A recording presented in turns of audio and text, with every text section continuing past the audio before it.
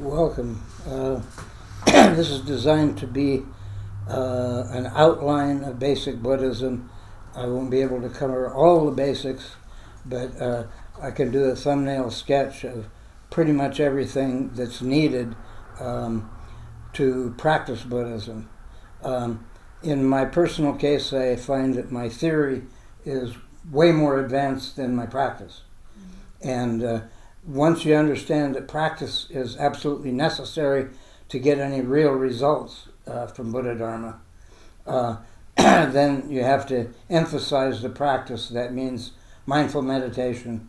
That means whatever other practices, compassion practices, that you can take on. The Buddha Dharma is really mostly universal because it's about the human condition. And since we're in the same boat as humans, we suffer during our lives. We suffer birth, old age, sickness, and death. And we wish for happiness, but we end up sowing the seeds of our own misery through our own negative actions. So that means we have the seeds of these negative actions, imprints. They call it perfuming sometimes.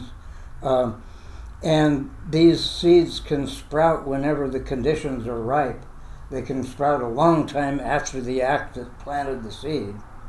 And when you have things that you habitually do, such as getting angry over this or that or the other thing every time it comes up, then that kind of digs a imprint into the mind, and so you have the tendency to get angry again.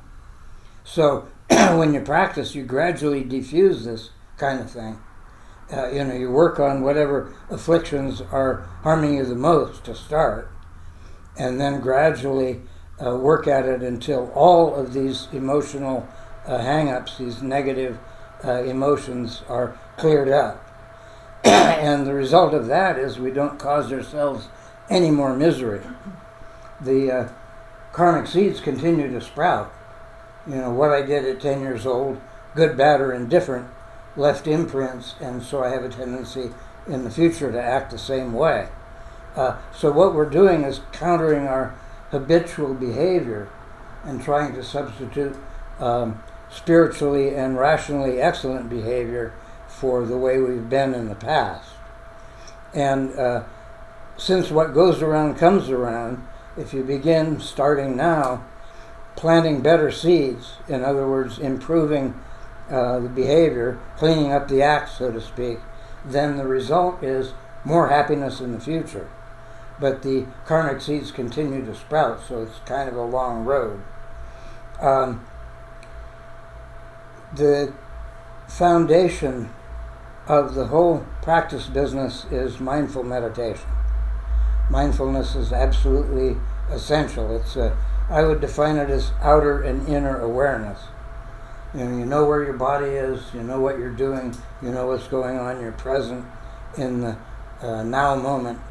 And from that moment, you can begin to get clear about what it is to be human. The mind goes to the past and the future. The mind can be 1,000 miles away. We remember time and again how that happens. But the body only exists in the present moment. You can only contact the body in the present moment. If you think about memories of the past, where's the body? You know what the body did, but the perception of the body is not there. And likewise in the future. You can image your body doing a given exercise in the future, but the body itself is not there until the future moment arises as the present. So we want to stay with the body and stay in the present time. Usually to do this during the day a lot. Everybody has moments of clarity, but we want to increase the frequency and duration of those little moments of awakening, those little moments of being clear about where we are and what it is.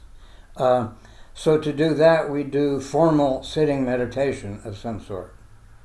And the sitting meditation anchors the mindful efforts during the day. So again, my opinion, but what matters is the off-the-cushion mindfulness. And the meditation itself is simply a means to get to more mindfulness off the cushion. So any formal practice, and I think that goes also for compassion practice, it's a matter of increasing our natural proclivity to compassion, caring about others, by exercises that amplify it.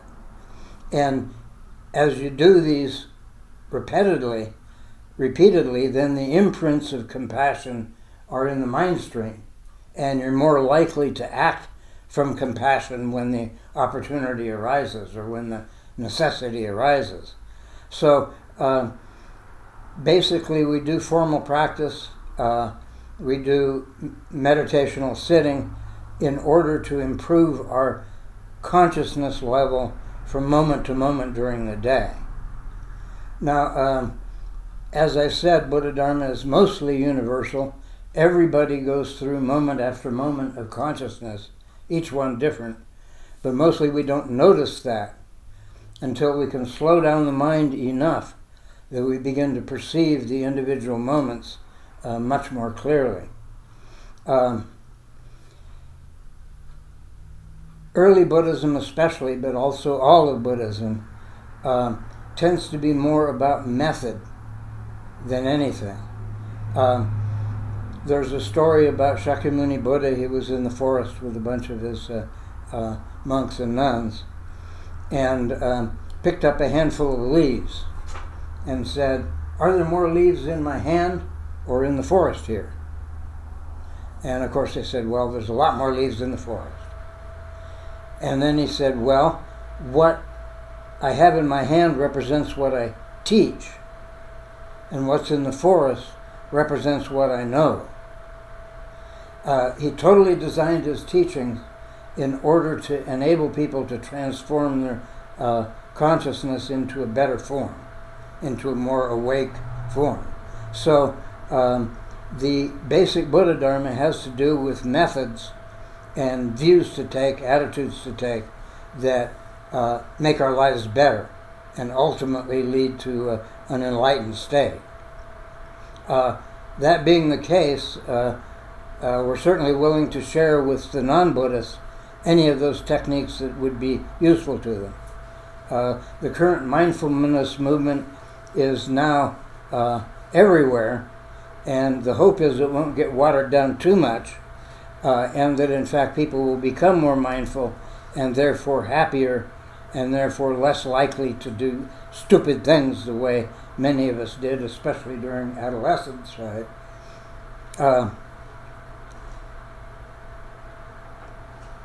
So the effort that you apply to a given practice, if it's consistent, is going to result in some kind of positive change. And again, the mindful meditation is absolutely essential. That's the cornerstone. Because without being aware of what we're doing, we're not going to transform our consciousness. We're on automatic pilot so much of the day. And what you do, you can't interrupt a lot of the automatic pilot, because it's like trying to ride a bicycle when you think of every move. Your body knows how to ride the bicycle. You know, you've learned that, the body has learned that. If you interfere with that automatic pattern, then it gets really difficult to ride the bicycle. So we need a lot of these automatic patterns in our lives just to function. But we have way too many of them. And some of them are totally unnecessary, and some of them are like vicious circles of negative thinking, which is especially what we want to defuse. So the Buddha Dharma is designed to be practiced, and it's designed to transform the psyche. Now, Buddhism as a religion has added a lot of bells and whistles, and it's possible to be devoted to the Buddha Dharma without really practicing it. But that will not lead to transformation. That may lead to a better cast of mind. It may lead to more happiness, more abundance. but it won't lead to enlightenment unless it's practiced. So I have to continue to emphasize practice as an essential. I'll outline the basic mindfulness that we usually use. It's kind of the essential beginning, but it's practiced on through the entire enlightenment career. You sit preferably cross-legged with the back straight, or in a chair with the back straight, everything relaxed, and you follow the object of meditation. There are some 40 of them. The one we usually use is breath. The breath is essential to our life. It's mostly unconscious, but if we start watching it, it becomes conscious. And a lot of people find it boring to watch the breath. So that's one of the first obstacles to overcome. You anchor your awareness of the body through watching the breath. And you can do it in the nostrils, and you notice if you examine it that the breath that comes into the system is cooler than the breath that's exhaled, because the body warms it up. So you notice little things like that.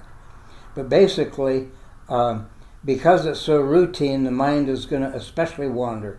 Our minds wander anyway during the day, but when you're focused on the breath, they wander extra much. And when you notice that it's wandered, return to the breath. And the time of formal meditation, 10 minutes minimum, 20 minutes is better, a half hour is good, hour at a time is better yet. Whatever you can do, 5 minutes even would work, but 10 minutes I would say is pretty much minimum. If you sit, then the mind wanders, and you notice it's wandered, and you bring it back. And it wanders again, and you bring it back, and it's that constant motion of noticing and returning. And they say that initially the mind stream is like a cascade of water. It's just one thought after another. People that start out meditation that have not had any experience in it are totally appalled at how much their mind moves and how little control they have over it. And that's true of everybody. But what does happen as the meditation continues is that the cascade of thoughts slows down.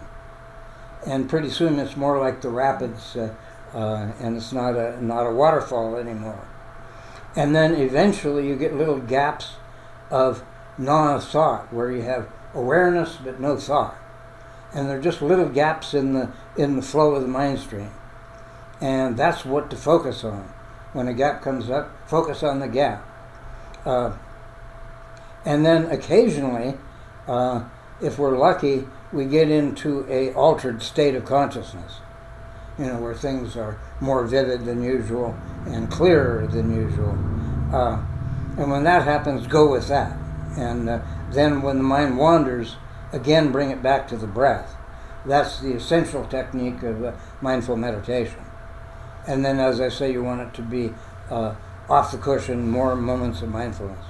What about counting? If you're extra distracted, one of the techniques is to count the breaths. Counting up to 21 is good. And again, you discover, I got to 17 and then I forgot what I was doing. So start over at 1. And some days it's hard to get to 21. And you can go to 7. You can count to 7 and return to 1. But it's a technique for slowing the mind down enough that the meditation can become more solid. And there are other techniques. Sometime, if I want to stay awake during a span where my body is dozing a little bit, I'll sometimes put the fingernails into the palm. That light little bit of pain is enough to keep me awake, hopefully. I went to a really interesting Kabbalah lecture one time, and the particular teacher made it difficult to follow because he droned. And he did that on purpose, and he droned on and on. and everybody was falling asleep. In that case, I jammed my fingernails into my palm so that I could try to stay awake, and I was able to track some small part of that lecture. It was very abstruse. So you can use techniques like that, but the whole thing is only techniques. The end result is awareness of the present moment, awareness of what's going on inside the psyche, and awareness of what's going on in the outside world at that moment.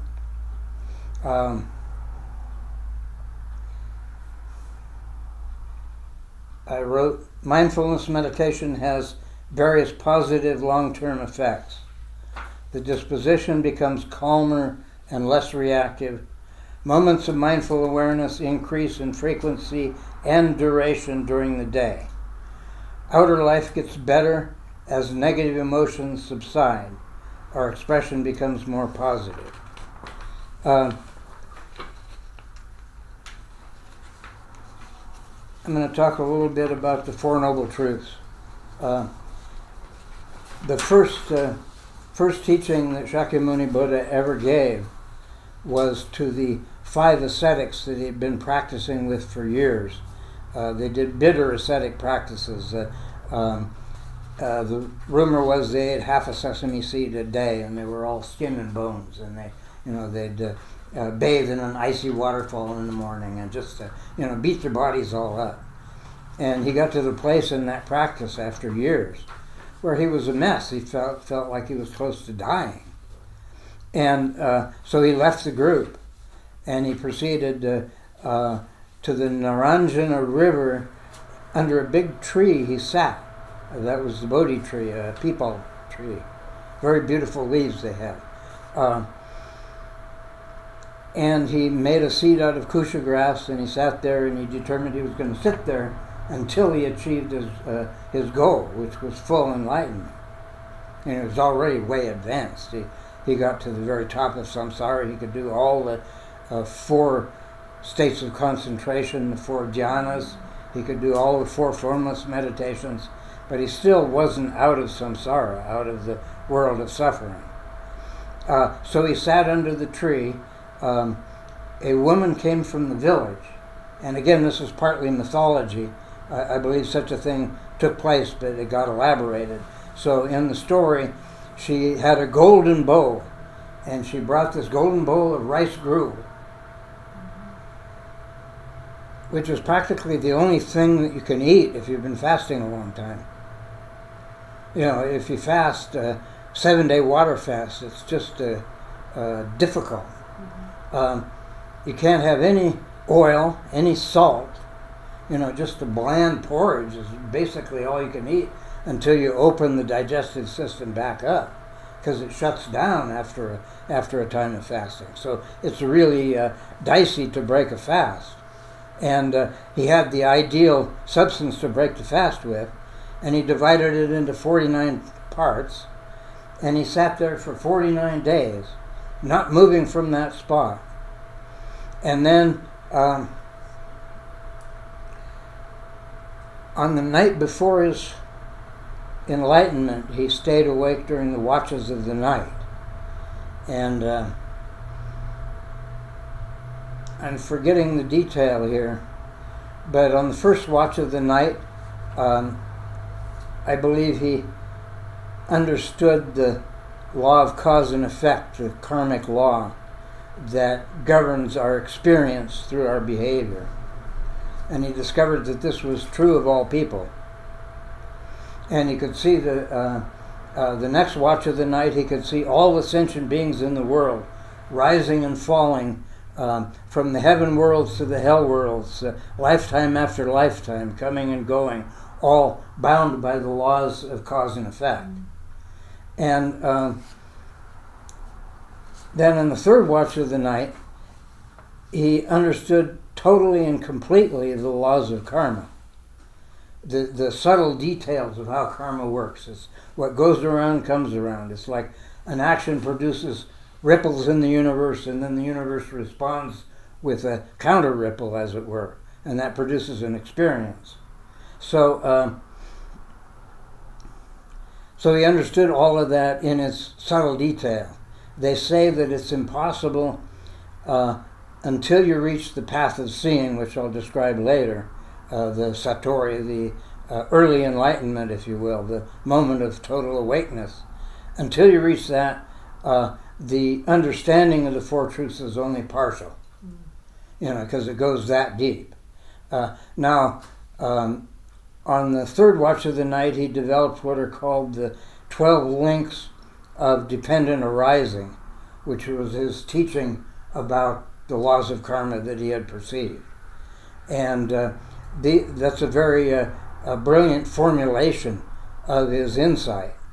And it works on all levels, moment by moment, and also lifetime by lifetime. Again, if there's time, I'll bring that up later. So you have, of the Four Noble Truths, the first is the truth of suffering. Every sentient being suffers. Even the people in the hell realms suffer the most. The people in the heaven realms suffer the least. But in this teaching, the gods, after a long span of life, die. And when a god dies, they get isolated from the other deities. They begin to rot. Their body stinks. They go through a similar phase of old age, decay, and death that humans do. And then, worse yet, they perceive where they're going to be reborn next. Because even though to get to the heaven realms you've cleared up most of your behavior, the roots of the negative emotions still remain. And it takes serious yoga to extract the roots of these negativities. So you can end up in a beautiful place, totally calm, totally awake, and yet when that runs out, a root of a negative emotion can still sprout. So that's what happens to the gods. They have earned a long span of a blissful life, but some of those roots of negativity still exist. And at the end of their life, they manifest, and they're going to be reborn in a lower realm, and that causes great suffering because they're used to being in the heaven realms. So there's no such thing in Buddhism as eternal anything. The Buddha Dharma is the middle way between what they call eternalism. Something is permanent. In this teaching, nothing is permanent that we perceive in our experience. It all changes. And likewise, it's non-nihilistic, even though there's a lot of emptiness in the teaching. In the original Theravadan tradition, the self is empty. There's no such thing as a self. We have a process of 5 what are called skandhas. And these skandhas are categories of experiential moments. I think of a moment as a molecule of experience. And these dharmas, these atoms of experience, are what make up the entirety of our experience. There's no self in it. There's just rising and falling according to cause and effect. One moment plants the causes of the next moment. And these dharmas occur in different combinations. They rise and fall. And the skandhas are just the categories of this process. Basically, there's body and material world as one of the skandhas. Then there's perception, which is defined as the perceptual apparatus all the way up to the recognition of what's perceived, and even the naming of it. So this samjna skandha, this perception skandha, is not what we ordinarily mean by perception. It's an extended version of perception. Then the third skandha is called feeling, vedana, and feeling is defined as the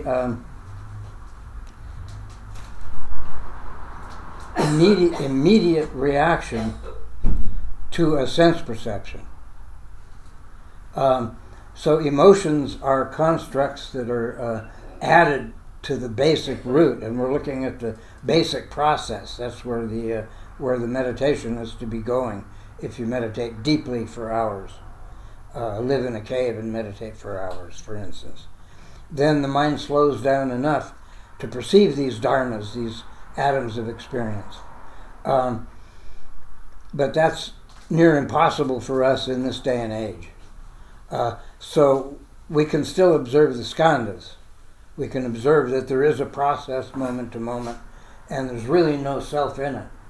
I might identify with my experience, but if you think about it, the experience just goes on, irrespective of whether we identify with them as a self or not. So in the early Buddhism, the self was empty of a self. No such thing, there's only the skandhas. And then later in Mahayana Buddhism, the emptiness was extended so that phenomena themselves were considered unreal. They were empty of themselves. So that even these dharmas, these atoms of experience, these phenomena, are empty of any essential nature. They have no separate self-entity. They're like soap bubbles that come and go. There's no substance to them. That's the teaching in the Mahayana. Meanwhile, we have the truth of suffering as the first noble truth. We suffer the universal sufferings of birth, old age, decay, and death, with sickness. And we experience the suffering of not getting what we want. We experience the suffering of getting what we don't want.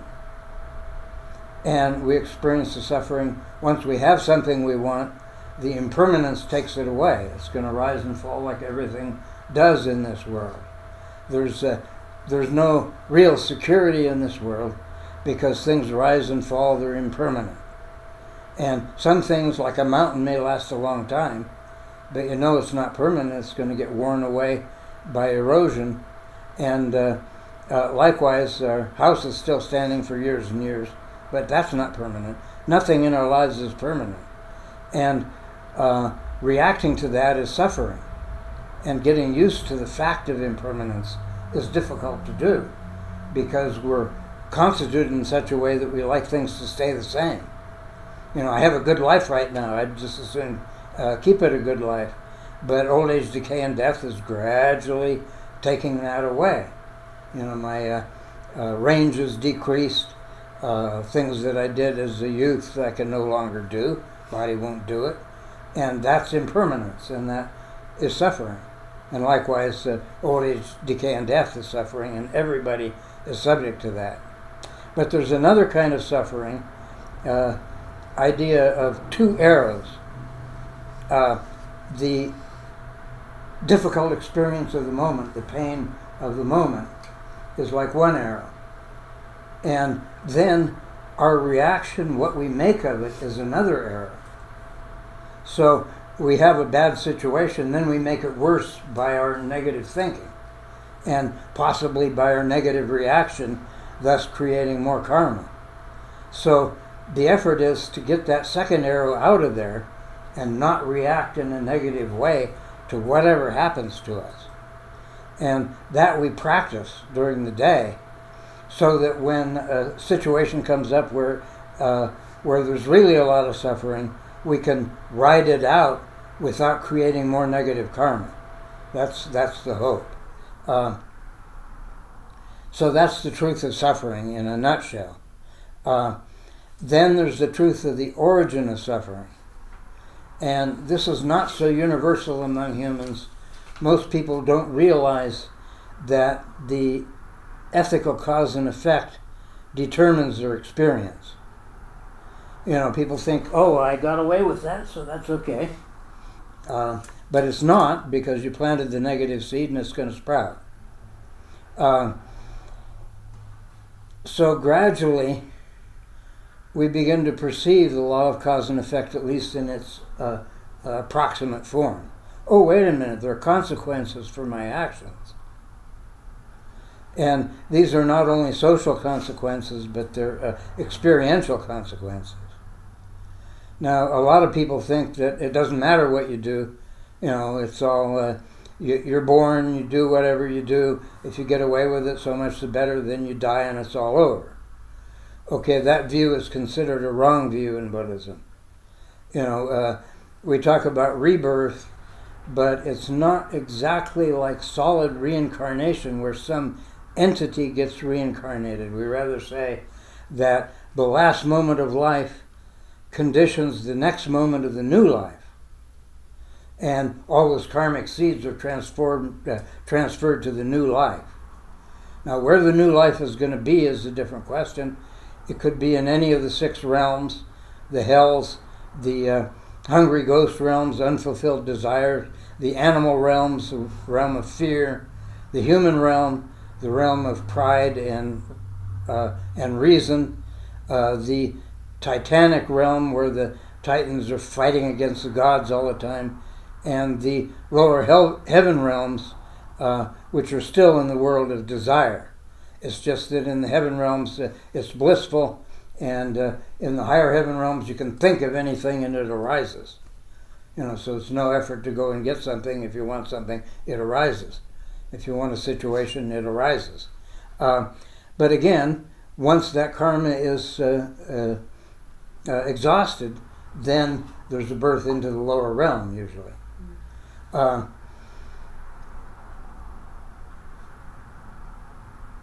So the cause and effect works inexorably, and it also works, as I said, in positive ways. You plant good seeds, you get good results, and the life gets happier. You plant bad seeds, and the life gets worse. It's just how it is. And the fact that many, many people don't recognize that is part of why the world is such a mess. Because if people knew that and really understood it deeply in their hearts, then a lot of this negativity, wars and such, would be done with. Because we don't need that. Our minds can find a better solution. We can learn to get along. So that's the law of cause and effect, the second of the noble truths. The third noble truth is the truth of cessation of suffering, the surcease of sorrow, if you will. And it says basically enlightenment is possible. It's possible to get healed from all this negativity and get to a new state of awareness and awakeness and happiness. And then the fourth noble truth is the path to the cessation. And that's where the practice comes in. Practicing the path goes in the direction of the cessation of sorrow. And in the original tradition, it was the Eightfold Path.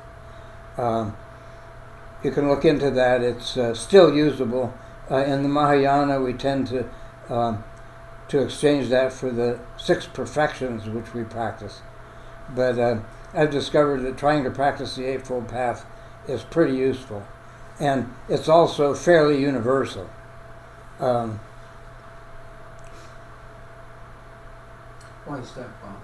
Why is it universal? No, why is it, has it in your experience been useless?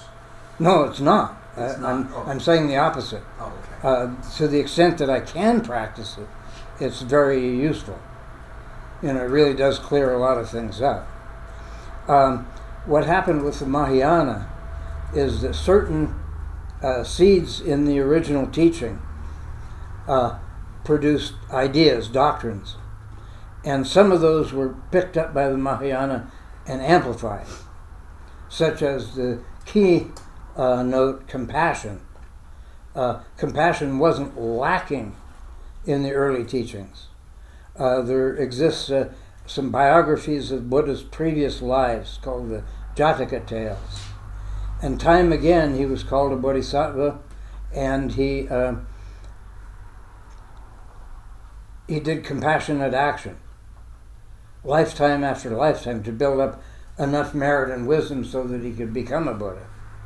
And likewise, the bodhisattvas, those who aspire to enlightenment for the sake of all sentient beings, not only for themselves to get out of samsara, but to help everybody else get out of samsara as well, to get out of the world of suffering. So the compassion existed from the get-go, but it wasn't overemphasized, so to speak. They have metta, which is a compassion exercise that's commonly used both in the Theravadan tradition and the Mahayana tradition. But the Mahayana tended to take some item of the teaching and run with it, amplify it. So there's a certain cosmic expansion in the Mahayana, the expansion of seed principles that did exist in the original teaching. And there's a set of prophecies about the Buddha Dharma. They say that in the first 500 years, that was the golden age of the Dharma. If you think of a chair, it's on 4 legs, it's solid. And during that time, the cream of the Dharma was available. After 500 years, arhatship was no longer fully possible. Now this is from the academic point of view, from the wisdom point of view, it's not usually taught like that. In fact, I was instructed once not to teach it like that, because the deal was everybody was scrambling for this enlightenment, right? For their desire for enlightenment. So to tell them, that it's not necessarily going to happen that way, and that there's no self to be enlightened, and so on. So the practice of the path does eventually get to a better and better state, and we can certainly achieve what's called the satori in our current lifetime. To achieve full Buddhahood, with the Mahayana, they say it takes 3 eons. That's, again, a hyperbolic exaggeration, which the Mahayana is known for. It's very inspiring to have all this cosmic expansion going on. But however many eons it takes, when the Vajrayana came along, the Tantra, they said, you can do all this in 1 lifetime. Or at the most, once you encounter the Vajrayana, in 17 lifetimes. Again, that might be metaphor, but the idea is there are accelerated paths within Buddhism that make it possible to attain enlightenment quicker, but it still takes a huge amount of effort. The Buddha's effort lasted lifetime after lifetime of compassionate action, and then he finally achieved the full enlightenment of a Buddha, which means he was a Tathagata, one that was fully autonomous, fully enlightened, able to do these incredible things. He started a Sangha that's lasted 2,500 years. A huge accomplishment. Only full Buddhists can do things like that. All right, we'll pause. So you have the truth of suffering, the origin of suffering, the cessation of suffering, and the path to the cessation of suffering as the foundation of the Buddhist teaching. And every subsequent idea and doctrine and teaching that emerged in Buddhism can be put under one or the other of these four truths. The teachings about cause and effect, and so on. Every teaching in Buddhism fits under the outline of these 4 truths. So it's deep, and it needs to be plumbed in a deep way. We need to be reminded again and again of the Dharma, so that it goes deep into the bones and eventually into the marrow, so to speak. Start again. Palpable feature of our experience is impermanence. Nothing lasts. Another feature is the huge amount of suffering in the samsaric world. A third feature is that nothing is personal. The principle of anatman, no self. This theory is unique to Buddhism, and if you add a 4th principle, namely nirvana is peace, you have what are called the 4 seals. And that determines whether or not you're a Buddhist. If you accept all 4 of those seals, then you're a Buddhist.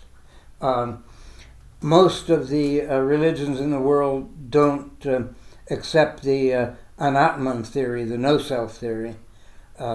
It was designed partly as a critique of the Hindu Atman theory, and of course there's a higher self in most traditions. That was one of the things that the Buddha did not answer. He had 14 questions that he refused to answer. Is there a soul or not? Is there a creation or not? And so on like that. I can't recite the 14 at this point. Those 14 things were not discussed because Buddha Dharma is essentially a method. And you can speculate all you want about creation, but does it transform your consciousness? Does it transform your psyche? Maybe it inspires you a little bit to think of the vastness of the creation. But Buddha steered clear of all that because it was metaphysical and secondary to the effort to clear up our situation and attain some kind of enlightenment. So the Anatman theory works in Buddhism as a method. I think that comes under the rubric of the 14 unanswerable questions. And certainly anything that we think of as a self is not really a self. It's all the process of the skandhas. You know, we think, we identify with our job, we identify with our house and car, we identify with our bodies. None of those are ourself. So if there is a self in the vast cosmos, it's nothing we have any experience with. And it also, by believing in it, doesn't necessarily transform your consciousness. So in Buddhism, there's no self. And likewise, some people hoping to gain a positive attitude ignore the suffering. They try to make everything nicey nice. And that's okay. That's one way to structure your psyche, is simply deny the suffering. But it ultimately doesn't lead to transformation either. Likewise, impermanence, at the time that the Buddha devised that, impermanence was not so obvious. The grandparent had a similar experience to the grandchild, because things changed only very slowly. So to make it a principle that things are impermanent sounded pretty strange at the time, in 600 BC or whenever it was. Now it's in everybody's face. We see impermanence every day. Things are changing so fast we can't keep up. So the truth of impermanence is now palpable, whereas before it was not so obvious. So you have suffering, impermanence, and not self, said to be the three characteristics of samsara, the world of suffering. Okay, another start. If you want to do Buddhist practice, it's traditionally structured in a triad, what are called the three trainings. The first training is in ethics.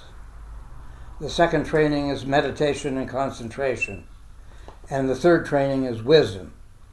And all three are needed in order to make good progress on the path. Buddhist ethics is practically universal. Most of the rule books for humans in this world are very similar, partly because our situation is very similar. So in the case of Buddhism, there are 10 things to avoid. Avoid killing, and even small animals, if possible. Where you draw the line is pretty much up to the individual. If I've got an infection, I'm going to kill those critters. One time here at the Dharma Center, we had a bunch of termites, carpenter ants. There's no question you have to kill them. They're going to eat your house if you don't. But that doesn't mean you like to kill them. And it doesn't mean there isn't some karmic feedback from killing them. But in that case, practically, it would be necessary.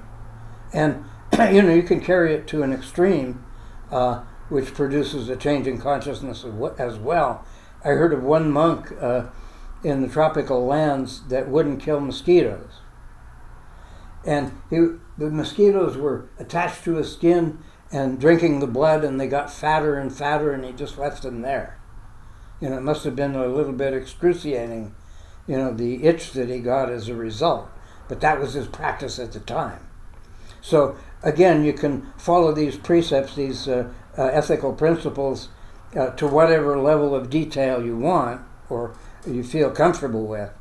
But certainly we don't want to kill humans, and most people wouldn't pull the wings off of butterflies and that sort of thing that some kids don't know better to do. So that's the precept of non-killing. Then there's non-stealing. Not taking what is not given is the exact definition of that.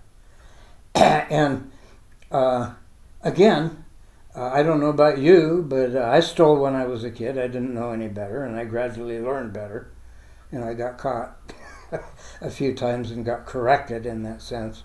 Then there's another thing you can do with the rule book. You can take all these actions to avoid and try to enhance their opposite action, such as rather than kill, you try to enhance life whenever possible. Rather than steal, you be generous. The third thing to avoid is sexual misconduct, which is pretty much culture bound.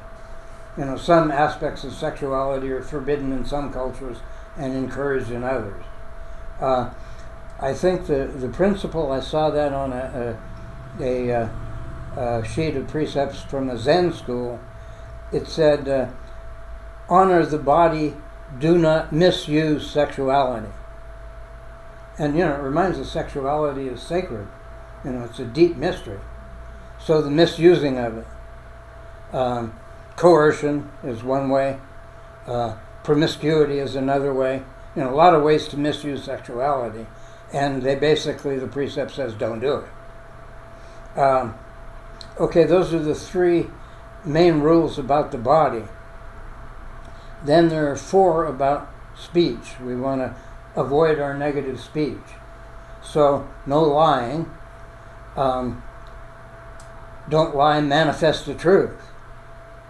Then no harsh speech, nasty talk. If you have to criticize something, do it to their face and as kindly as possible, rather than nastily. So no harsh speech. No slander and backbiting. Talking negatively about somebody behind their back. Just avoid that kind of speech behavior, or try to. It's hard not to gossip sometimes when you're in a group of people that are into gossip. But if you watch your tongue, you don't say anything negative about the person whose situation got brought up in a group. So there are ways to follow that rule, even though we get in slippery places with the rules all the time because of our situation, because of our past negative karma, because of other people's behavior. So it's not easy to clean up the act because you get lots of negative feedback from the outside society. And the fourth of the things to avoid with speech is idle chatter. That affects some people more than others, but just chattering on with no meaning, with no depth to it, is a waste of energy. And in my case, I was a chatterbox, and luckily I got some help in clearing that up. So I was able to start leaving gaps for other people to enter the conversation, right? And so following these rules as deeply as possible means rapid progress in the ethical plane. Then the hardest of the 10 things to avoid are the 3 of mind. And we want to avoid malicious thoughts. And we don't have control over our thinking, so it's hard not to have a malicious thought once in a while. So rather than beat ourselves up about it, we note I had a malicious thought. And, accept it and look at it and hopefully not have that malicious thought again. Likewise, a covetous, greedy thought. We don't want to have those. And the third difficulty of mind that we want to avoid is what are called false views.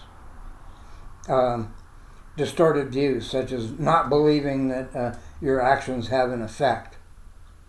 They're innumerable. There's said to be 62 possible false views. So false views can get very, very subtle, and it's still a false view. It's not seeing things clearly the way they really are, both internally and externally. That's the goal. So that summarizes the 10 things to avoid. That's the ethical part of the trainings. Meditation and concentration. I did mention the basic mindfulness meditation. In Buddha Dharma, potentially it goes a lot deeper than that. If you sit mindfully a lot, you get into states of shamatha, which is focused mind. Meditation that has one-pointed focus in it. And that's really useful for examining the psyche. Then through shamatha you can get what's called access concentration to the 4 dhyanas, which are the progressively deeper phases of meditation.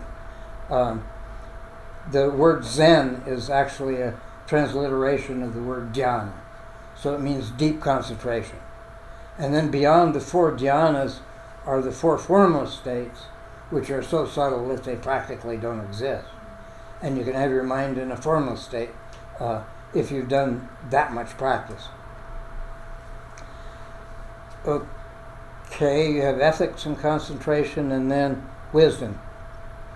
And that's a very big topic that I don't want to start too deeply on. But basically, in Buddha Dharma, wisdom consists in the recognition of the emptiness of all phenomena. And then there's also practical wisdom, how things work, how to do devotional rituals, how to build a building. All that is a kind of practical wisdom. And then the spiritual wisdom involves taking the view of emptiness in all cases. The famous Heart Sutra that we chanted at the beginning summarizes the wisdom in 25 lines. It requires a lot of explanation in order to get to the depth of it. But basically, it says you need to practice the view of emptiness, to say that these things have no intrinsic existence. And you start with the self. I'm not the same person, the same self as I was at age 10. At age 20, it's different again, and so on. So the self is not permanent. And then the next step is to say, okay, it's empty of any essential nature. It's like a soap bubble. It's like a lightning flash. There's nothing solid in it. It's like a rainbow.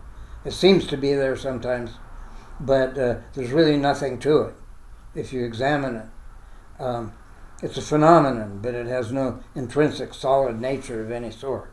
So the first view of wisdom then is to say that the self is empty.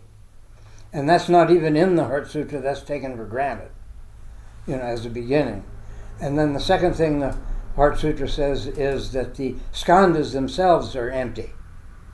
Even though they're categories of these essential atoms of experience, these essential experiences, they're basically without any intrinsic nature of their own.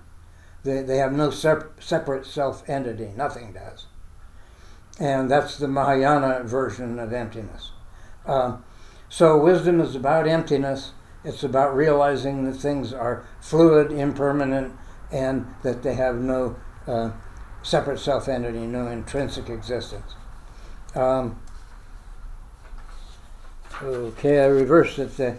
The handout then has the bit about Buddhist ethics.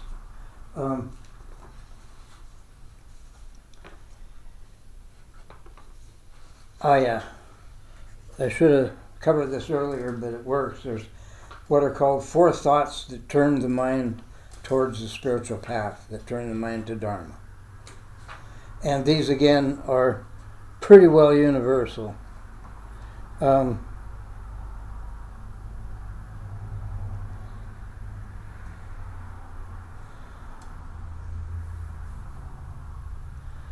first of the four thoughts is that the human life is precious, especially a human life that has leisure and opportunity to practice the spiritual path, to practice Dharma. It's very rare. If you look at the 7 billion people in this world, how many of them, even if they wanted to, could practice the Dharma? You know, they're in countries where no Dharma exists. They're in a war zone.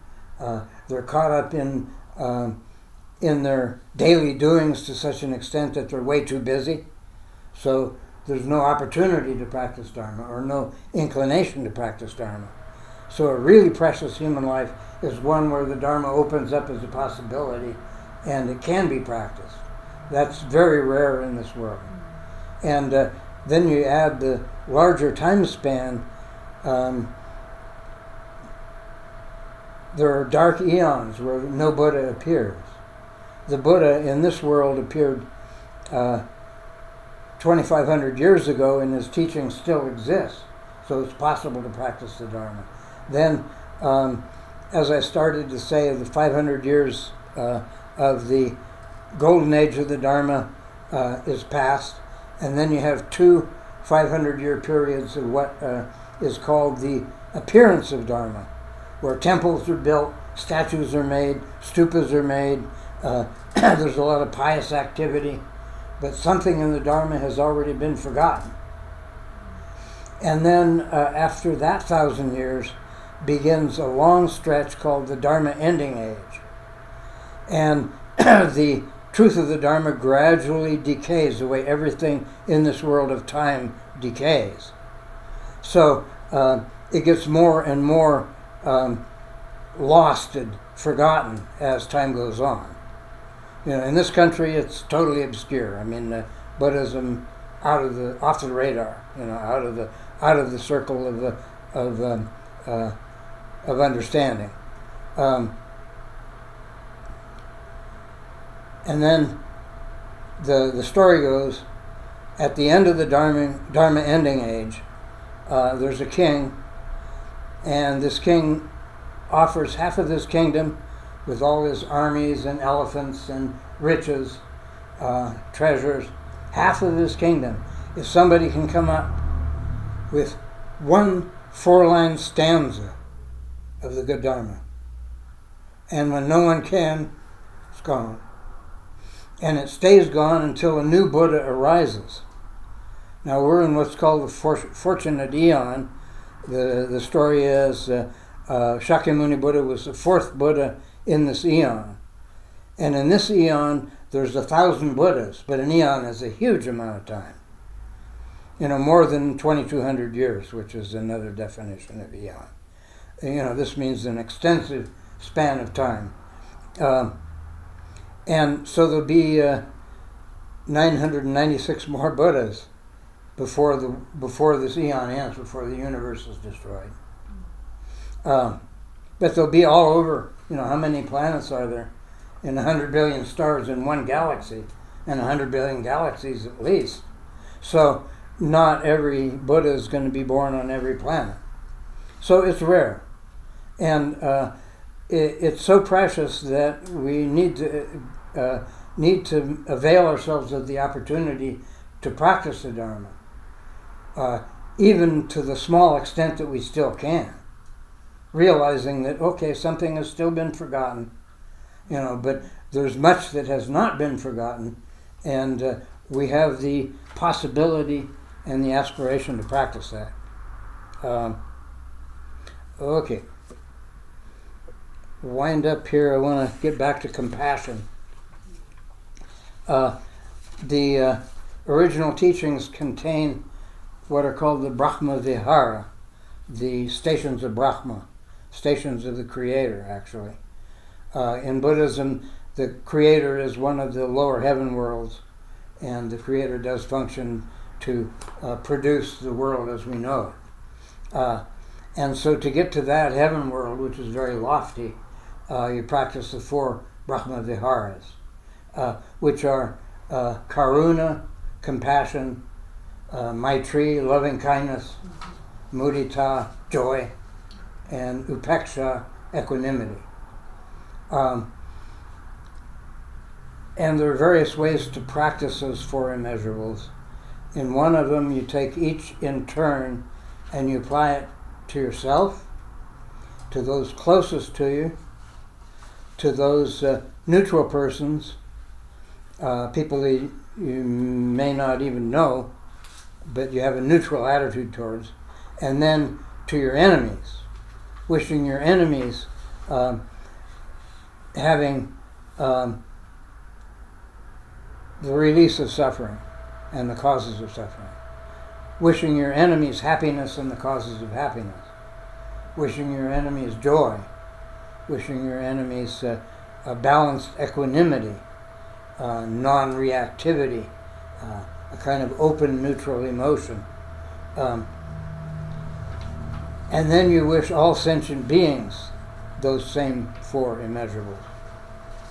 Called immeasurable because they can be infinitely applied, and there's no boundaries to the amount of compassion that can be generated. Then it's possible to take them individually, contemplate joy for a good while, joy and joyfulness. When somebody is happy, be happy with them, rather than being envious that they have something that you don't got. So it's a matter, again, of clearing up the internal negativities. And it's easier to do that in the abstract. I think of the happy people in that monastery in Nepal, and how happy I am that they're happy even though I can't be there. So gradually our envy and jealousy are cleared up by the practice of joy.